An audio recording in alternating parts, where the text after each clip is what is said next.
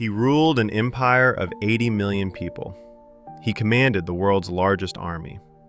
He owned palaces of marble and gold. And at night, he slept on the floor. His name was Marcus Aurelius, Emperor of Rome from the year 161, the richest and most powerful man on the face of the earth. And he lived like a monk. Marcus Aurelius was born into wealth few of us can imagine. His grandfather had been consul. His maternal grandmother inherited one of the largest fortunes in Rome. He was raised, from birth, in the highest circles of imperial society. At the age of 11, a philosopher named Diognetus began to teach him. Diognetus was not a wealthy man. He wore rough wool. He slept simply. He owned little. And something in this simplicity quietly captured the young Marcus.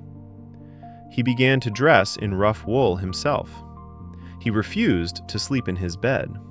Instead, he laid down on the bare floor of his room and slept there, night after night, until his mother begged him to stop. He was 11 years old, and he had already begun to sense something that would shape the rest of his life. That the objects surrounding wealth and the substance of wealth were not the same thing. When Marcus finally became emperor at the age of 40, he inherited 2 imperial palaces. The first was the Flavian Palace, completed by Emperor Domitian in the year 92.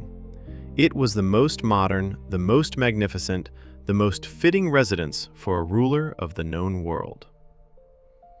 The second palace was older. It had been built by the Emperor Tiberius more than a century earlier. It was small. It was outdated. It was, by imperial standards, ordinary. Marcus, like his adoptive father before him, chose the older palace.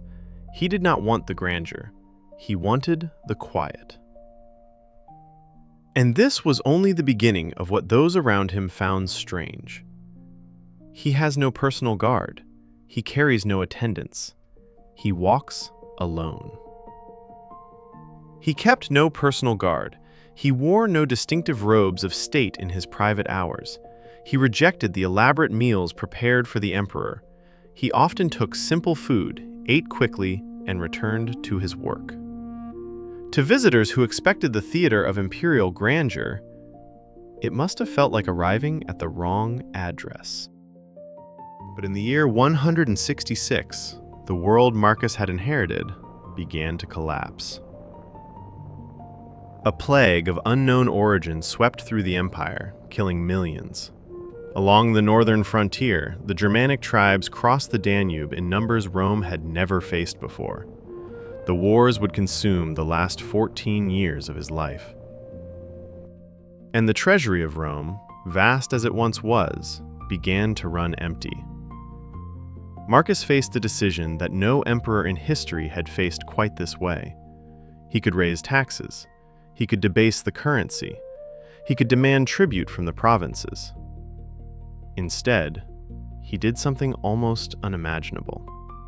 He held a public auction. From the 2 imperial palaces, he ordered every non-essential luxury to be brought down to the Forum of Trajan. Jeweled goblets, silk garments, golden statues, silver ornaments, marble treasures accumulated over generations of emperors before him. He sold them, all of them, to fund the defense of the empire he ruled. He kept only what was necessary. For the man who ruled the world, almost nothing was. In his later years, on the northern frontier, in a military tent by the light of a single candle, Marcus began a quiet habit. He wrote to himself, small reflections, reminders, rebukes, encouragements. He wrote in Greek, not Latin, the language of philosophy, not of politics. He never named the work. He never published it. He never intended for another human being to read a single line. But nearly 2,000 years later, his private journal has become one of the most read books in the history of the world. In it, we find not the boasts of an emperor, but the confessions of a man trying, every day, to remain unshaken by the illusions of power. He describes wine as the little juice of a bunch of grapes.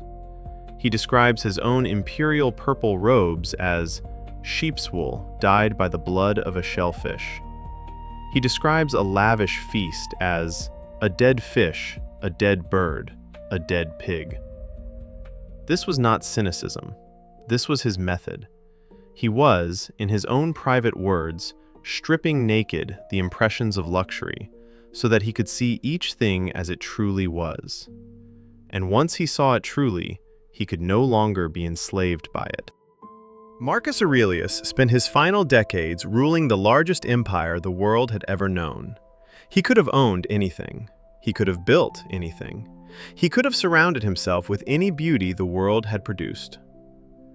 And he chose instead to remain quiet, to wear rough wool, to sleep simply, to eat simply, to sell the palace treasures rather than raise the taxes of his people, to write, at the end of long days of war and administration, a private journal that he did not sign, did not name, and did not share.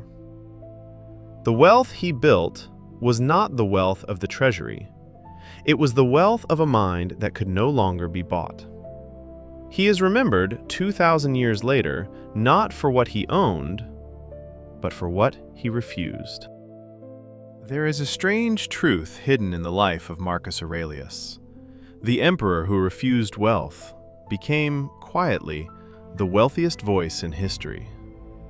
His words, unsigned and unpublished, have shaped kings and philosophers and generals for 2,000 years. Perhaps this is the deepest lesson of the muted life. The one who owns everything is often owned by nothing more than the display of it. The one who owns almost nothing is often free enough to give the world something that outlasts him entirely.